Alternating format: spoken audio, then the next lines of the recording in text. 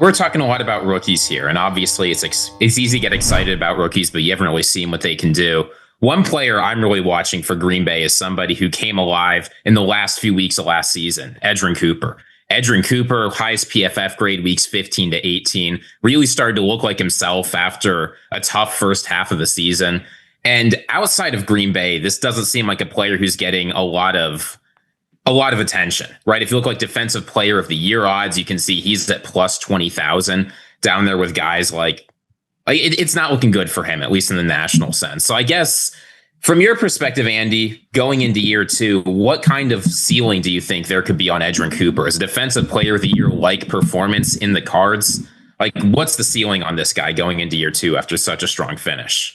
Yeah, so I think when it comes to awards, it's almost like it's not like a lifetime achievement, but it's really hard to go from like unknown to being like the defensive player of the year, right? Like that is a pretty big jump. Not that he's a complete unknown, but like a second year player who, like you said, kind of isn't on the national radar. So I think that's probably a step too far.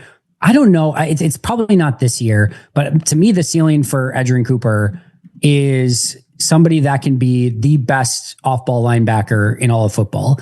And again, I don't know that that's going to happen this year, but we saw, like you said, the end of last year, he was playing at that level. I thought he had a phenomenal game against Minnesota, which is why you guys are maybe a little bit more familiar with it. The way that he played in that particular game, he was phenomenal. And he still has, again, some of those rookie moments where he lined up in the opening game against Philadelphia. He only got a handful of snaps. And one of those snaps, he lined up in the wrong gap and Saquon Barkley ran for a touchdown right in that gap. Like, so he just has some assignment sort of things that he has to clear up. The crazy thing about Cooper is he can be wrong and still be right. Like, even if he lines up wrong, even if he takes on the assignment the wrong way, like he still finds a way to make the play. He's just that freaky. I remember in OTAs, actually it was training camp last year, early training camp, there was either a stretch or a toss play to Josh Jacobs, and Edgerrin Cooper was in like a normal, like off-ball linebacker position, not like up close to the line or anything like that. And Josh Jacobs I think he got the toss, and Edgerrin Cooper was there. Like, he was just there. And he shot through the line so damn fast that both Paul Brettel, who does a great job covering the Packers, him and I just, without even having to say words, just like looked over at each other with like eyes like wide open of like, what just happened? He has special freaky speed on a field full of unbelievable athletes. He stands out. And it's just really fun to watch. So he put on apparently like 12 pounds of muscle. We'll see how that translates. If apparently it is not taking away any of his speed, which is freaky to think about if that does end up being the case. But he is a unbelievably talented player. I know Sam Munson just had him on his list of top 25 players under the age of 25. I know Baldinger early in the offseason did one of his classic Baldinger videos on Edgerrin Cooper and how great he played at the end of the year. So I think there's a little bit of buzz generating finally for him, but I literally think he can be the best linebacker in football. Well, one thing about Edgerrin Cooper that I'm wondering about, and I'm looking forward to seeing this season, is it feels like there's two different ways his development could go. One, as you said, is Green Bay really putting him in that off-ball linebacker position where it's been a long time since they've had a really reliable player. But I don't know, at least maybe I'm overreading into the Vikings game, but it seems to me like one of the things Edgerrin Cooper is really best at, like you said, is getting in the line, getting after running backs, and getting after quarterbacks. So I'm interested to see if, I'm not saying he's going to turn into Micah Parsons and make a full transition, but seeing how Green Bay balances his strengths as an off-ball linebacker versus his incredible pass rushing ability, I think will tell you a lot about what kind of player he is next year. So here's what I would say about that. I think in general, the more you can get Edgerrin Cooper moving forward, the better you're going to be. I think anything where he has to drop back or like read and decide on things, I'm not saying he can't do that. I think he can. And clearly I wouldn't think he could be the best linebacker in football if he was extremely deficient in that area. But the more that you can have him just attacking, the better a player that he is going to be. So I think you do want him shooting gaps. I do think you want him blitzing.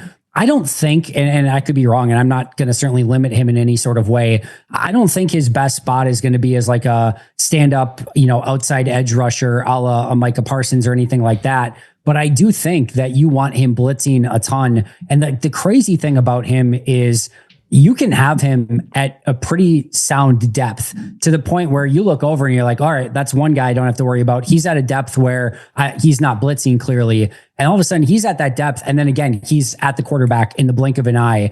So there's just some really fun stuff that Jeff Hafley can utilize with him with that freaky speed. And I think they're only scratching the surface for the different ways that they can utilize him.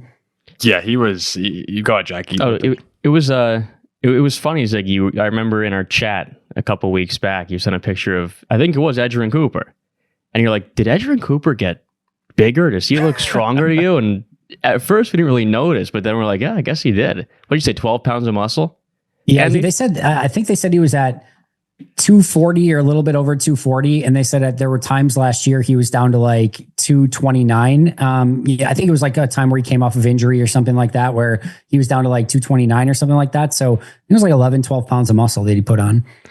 Yeah, the picture, it's not fun hearing a Packer linebacker, like, because that linebacker position, when you have someone who's just an absolute freak, it changes the whole defense. And I actually kind of feel like linebacker is undervalued across at least maybe among fans. Where it's, when you have that guy who can come in, and I guess we're starting to see more of like a lot of these great defensive ends have linebacker tendencies now, where you can drop them back a few times. But like Cooper, being the way he was, I've been waiting for that for the Vikings. That's where I wanted like Anthony Barr to be. He had his moments. Yep. But it looks like the trajectory of Edgerrin Cooper is sort of what I was hoping that Anthony Barr could become in Minnesota. And at that point, you'll then have probably star players in the secondary at linebacker, and then you're hoping someone can show up on that defensive line. And we'll get to that in a second here. But we'll go Jordan Love. Jack, I know you've been itching for this really one. Quick on Cooper, really quick, just before we get there. The really interesting thing is, from a Packers standpoint, clearly have had Hall of Fame level quarterbacks, right? Amon Green at running back, some unbelievable Devontae Adams, it's Sterling Sharp, et cetera, at wide receiver, some unbelievable offensive linemen like David Bakhtiari.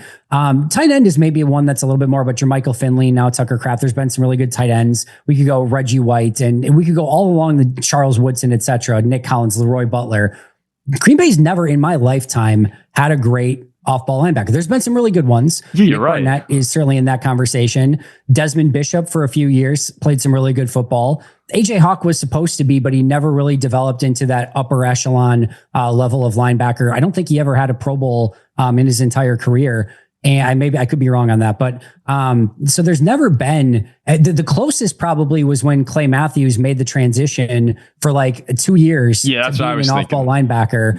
But he was still like a edge rusher at heart that would play a little bit of off-ball linebacker. That's probably about the closest, but there's never really been that true off-ball linebacker that's just been an absolute. I mean, if you want to go back to Nitschke, sure, we can go back there, but in my lifetime, there hasn't been that guy. So just kind of fun to see somebody at that position really look like they have, maybe Pro Bowl or All-Pro caliber traits. Well, maybe fun for you. And a guy with that size and speed, like to be able to move with that size too is just superhuman stuff. Yeah, I mean, we'll see as the year goes on if he does turn into what we've been on him for quite a bit on this show. And it's weird because it's another one of those weird things with our show where as Jordan Love was coming up, we were like, wow, we're like some of the believers in this guy when everyone else doesn't see it yet. And I feel like we kind of got there with Cooper last year where you're sort of we are rooting for him, but at the same time, he's a rival. So it's, I think he's going to have a great year. It's easy to root for him. He's no match for JJ McCarthy's elite anticipation. Oh, yeah. And do you think us four could block Edgerrin Cooper or no? Combined? Yes. No. What would be our plan of attack? Well, we put Ziggy up front, obviously. Yeah, my plan of attack is fetal position. I'm not getting near that guy. You probably put me and Ziggy up front, being like the smallest and the skinniest. Just sacrifice us. Right? Me and Andy are coming in behind. I don't know. You know what you don't want taking on off-ball linebacker? If linebackers on backs equal size, what does linebacker on podcaster equal? It doesn't end well. Even for podcasters, probably not great. Andy, back at our Notre Dame days with me and Ziggy, we had a rugby player on the fourth floor. And one day, me and three of the guys were like, "Hey, DPP, come on out here. Let's see if we could block you. We're playing in the hallway." Sure. So we had one of our buddies pretending to do a punt, and we were seeing if we could get a punt off without him blocking it. He, with both arms, shoves two guys into the wall, Then I was next. So in this, in this scenario here with Edgerrin Cooper, that would be me and you here. As opposed to backing away, I stepped up to block him, where his hand came up, broke my nose, cut my eyebrow. I actually saw stars. I didn't think you could see stars when, I thought that was just a joke. I saw stars as my head hit the ground. And, we got the punt off. So we got That's all that matters. We accomplished all that it. Matters. But I'm kind of envisioning that times 2 with 3 or 4 Yeah, with it's an Edgerrin 18-year-old rugby player that's not Edgerrin Cooper versus Edgerrin Cooper.